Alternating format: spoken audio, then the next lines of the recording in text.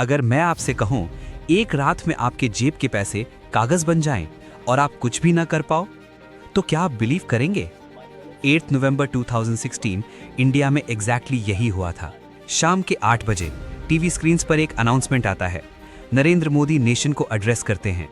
आज रात 12 बजे से 500 और 1000 रुपए के नोट लीगल टेंडर नहीं रहेंगे। बस एक सेंटेंस और पूरा देश रुक गया। सोचिए, आप घर पर हो, आपके पास कैश है, सेविंग्स है, और एक अनाउंसमेंट के बाद वो सब यूजलेस हो जाता है। लोग सड़कों पर आ गए, एटीएम्स के बाहर लाइंस, बैंक्स के बाहर भीड़। लेकिन सवाल ये था, क्यों? क्या ये इतना बड़ा डिसीजन एकदम से लिया गया या इसके पीछे कोई हिडन प्लानिंग थी? गवर्नमेंट ने 3 बड़े रीजंस दिए: ब्लैक मनी खत्म करना, फेक करेंसी रोकना, टेरर फंडिंग बंद करना। सुनने में परफेक्ट लगता है, लेकिन अगर ब्लैक मनी कैश में ही होता तो फिर एक शॉकिंग डेटा सामने आता है। ऑलमोस्ट 99% बैंड नोट्स वापस बैंक्स में आ गए। मतलब ब्लैक मनी सिस्टम में वापस आ गया। तो क्या ब्लैक मनी था ही नहीं, या फिर वो कहीं और छुपा था? Property, gold, offshore accounts? अगर आपके पास इल्लीगल पैसा होता, क्या आप उसे कैश में रखते या स्मार्ट तरीके से हाइड करते? यहीं से स्टोरी इंटरेस्टिंग होती है। राजेश एक छोटा बिजनेसमैन, उसका पूरा बिजनेस कैश पर डिपेंड करता था। नेक्स्ट डे उसकी शॉप बंद, कस्टमर्स नहीं, कैश नहीं, इनकम जीरो।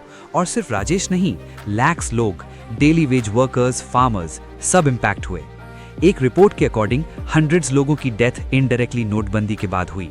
लाइन में खड़े रहने की वजह से, स्ट्रेस से, मेडिकल डिले से। सोचिए, क्या एक economic decision life and death का मैटर बन सकता है? और अगर आप राजेश की जगह होते, आप क्या करते? रूल फॉलो करते या सिस्टम तोड़ने की कोशिश करते? अब आते हैं सबसे कंट्रोवर्शियल पार्ट पर। क्या ये डिसीजन प्रॉपर्ली प्लान्ड था? रिपोर्ट्स के अकॉर्डिंग आरबीआई के कुछ ऑफिशियल्स को भी लास्ट मोमेंट पर पता चला। प्रिंटिंग कैपेसिटी, एटीएम्स रिकैलिब्रेशन, सब कुछ रेडी नहीं था। फिर भी डिसीजन इंप्लीमेंट हुआ। और सबसे shocking twist, new 2000 rupee note introduce किया गया। अगर गोल ब्लैक मनी खत्म करना था तो बड़ा नोट क्यों इंट्रोड्यूस किया गया? क्या ये लॉजिक कॉन्ट्रडिक्ट नहीं करता? एक और एंगल, डिजिटल पेमेंट्स। नोटबंदी के बाद यूपीआई ट्रांजैक्शंस बूम हो गए। तो क्या ये मूव डिजिटल इंडिया पुश करने के लिए था, या एक एक्सपेरिमेंट, या कुछ और जो ऑफिशियली कभी बोला नहीं गया? चलिए नंबर्स देखते हैं। जीडीपी ग्रोथ टेम्परेरीली स्लो हुई, स्मॉल बिजनेसेस हिट हुए, इनफॉर्मल सेक्टर कोलैप्स के एज पर आ गया। लेकिन लॉन्ग टर्म में क्या हुआ? Mixed results. कुछ एक्सपर्ट्स बोलते हैं सिस्टम ट्रांसपेरेंट हुआ, कुछ बोलते हैं डैमेज ज्यादा हुआ, बेनिफिट कम। तो सच क्या है? क्या नोटबंदी सक्सेसफुल थी या एक कॉस्टली एक्सपेरिमेंट? सच ये है, नोटबंदी एक सिंपल डिसीजन नहीं था। ये एक कॉम्प्लेक्स गैम्बल था, जिसमें कुछ गोल्स अचीव हुए और कुछ कंप्लीटली फेल। लेकिन सबसे बड़ा सवाल ट्रांसपेरेंसी का है। क्या हमें पूरा सच पता है या सिर्फ वही जो हमें बताया गया? और अगर कल फिर से ऐसा डिसीजन आए,